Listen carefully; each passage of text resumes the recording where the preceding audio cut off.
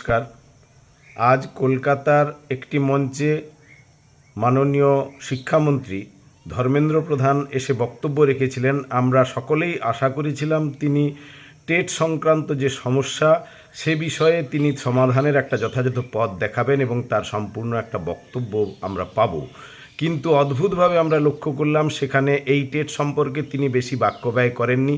ছোট্ট একটি বক্তব্যের মধ্য দিয়ে তিনি বললেন যে পশ্চিমবঙ্গের সরকার বদল হোক, তিনি ব্যাপারটা দেখে নেবেন।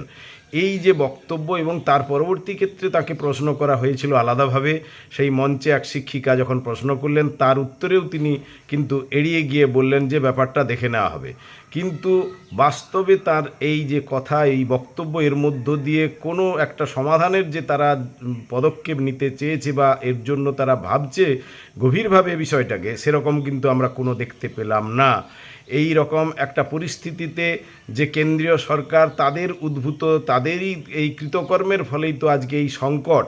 টেটের বিষয়টি যেখানে সুপ্রিম কোর্ট গত 1 সেপ্টেম্বর রায় দিয়ে বলেছে যে টেট সবাইকে পাশ করতে হবে, যারা পূর্বে নিয়োজিত হয়েছে বিভিন্ন এসএসসি বা প্রাইমারি পরীক্ষা, তারা যে কঠিন পরীক্ষার মধ্য দিয়ে তারা নিয়োজিত হয়েছে সেই পদ্ধতি বাদ দিয়ে পরবর্তী ক্ষেত্রে যে নিয়ম লাগু হলো তাদের সেখানেও পূর্ববর্তী যারা নিযুক্ত তাদেরকে টেনে এনে এইভাবে সমস্যার সংকটের মধ্যে ফেলে দেওয়া হয়েছে।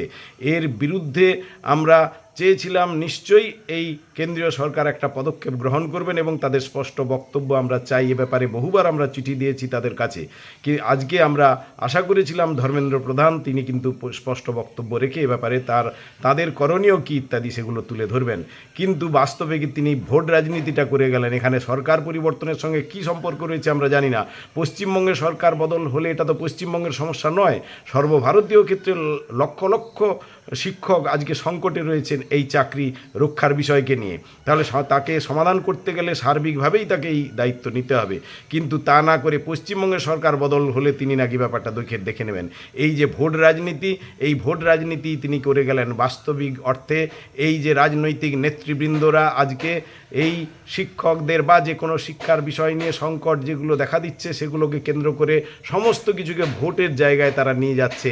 এ জায়গা থেকে আমি সকল শিক্ষক সমাজ এবং শিক্ষানুরাগী সমাজের কাছে আহ্বান জানাবো যে এই সরকারগুলো তারা বিভিন্ন ধরনের পদক্ষেপ নিচ্ছে এবং যে শিক্ষার যে সংকটে আজকে বেসরকারিকরণের জায়গায় নিয়ে যাচ্ছে, শিক্ষকদেরকে কালিমালিপ্ত করার মধ্য দিয়ে সামগ্রিকভাবে শিক্ষকদেরকে একটা কাঠগড়ায় দাঁড় করানো হচ্ছে এবং বেসরকারিকরণের জায়গায় নিয়ে যাওয়া হচ্ছে, তার বিরুদ্ধে সর্বভারতীয় স্তরে এবং এই রাজ্যে সকল শিক্ষক সমাজ শিক্ষানুরাগী সমাজ এগিয়ে আসুন। এছাড়া কিন্তু উপায় নেই। পরিষ্কার আপনারা বুঝতে পারছেন আজকের এই বক্তব্যের মধ্য দিয়ে, এবং এই তার ভিডিও বক্তব্যটা ভালো করে শুনুন, তার মধ্য দিয়েই আপনারা উপলব্ধি করতে পারবেন।